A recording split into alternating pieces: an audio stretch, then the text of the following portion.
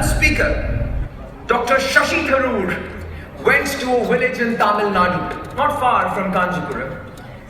He met women at the age of 50s and 60s who were learning to read and write. Now my worthy opponent standing over here, sir, would say that what's the point? Even the families of these women, the husbands say that what is the point now? To learn how to read and write. The answer is, it changes their lives. It empowers them in several ways, ladies and gentlemen.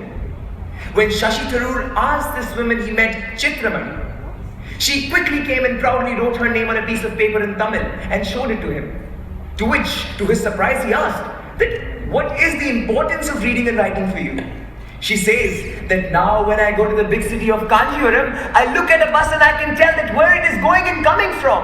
I know the destination. I can read the sign pallets and boards of the big city. I do not feel dependent, ladies and gentlemen. That is the power of education.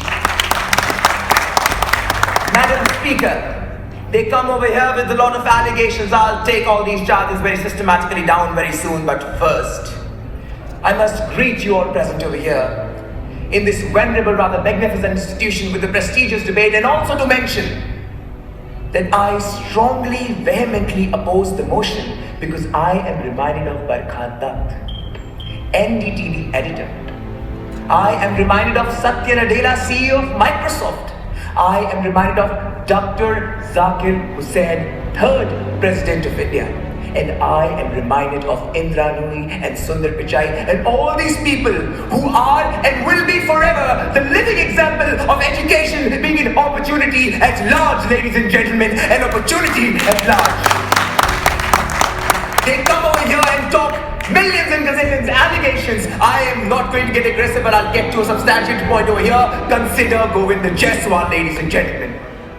Son of a rickshaw puller, his father toiled hard, sold off his land to pay his fees, support him financially when he had to go to Delhi for his IAS coaching, and then, complimenting his father's efforts, Govind Jaiswal cleared the civil services exam in first attempt. Ladies and gentlemen, I ask a question loud and clear, not just to my worthy opponents, to each and every one of you who can hear me today, that had Govind Jaiswal thought that education is a burden because his father has to sell land, would he have been able to come 48th in an entire country and become IAS officer today?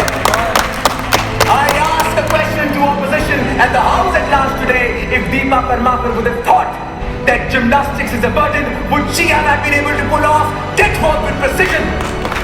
I urge a question today, ladies and gentlemen, to the youth at large of this nation, that if PV Sandhu would have thought that learning badminton and training for it is a burden, would she have been able to shine the nation by bringing a silver medal in the Olympics?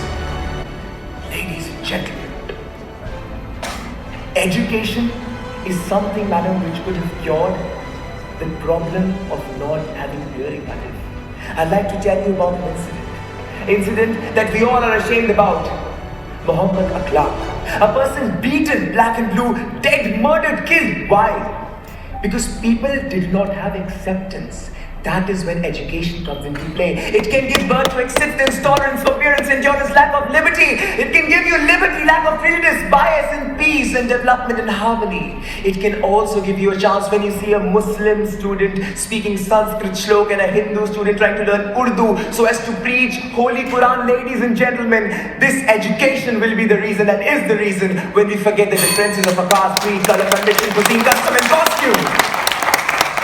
I am going to tell you about Ram Bhadracharya, a man, sir, a man, Madam Speaker, who went away from his nation after taking education, gave pravachans, came up with 300 crore rupees, started a university in Chitrapur in India. It's called Ram Bhadracharya Vishwaviklang University. Now he is creating jobs and opportunities because he got the opportunity of education in the first place. Entrepreneurship, ladies and gentlemen.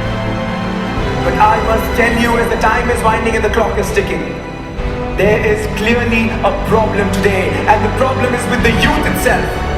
Today, I don't like a phone because it's not my phone. I don't like the car because it's not naughty, and I definitely not like studying because education is a burden.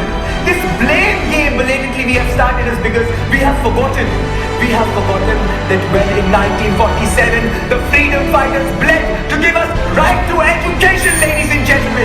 And that is where I'll end. Live long education.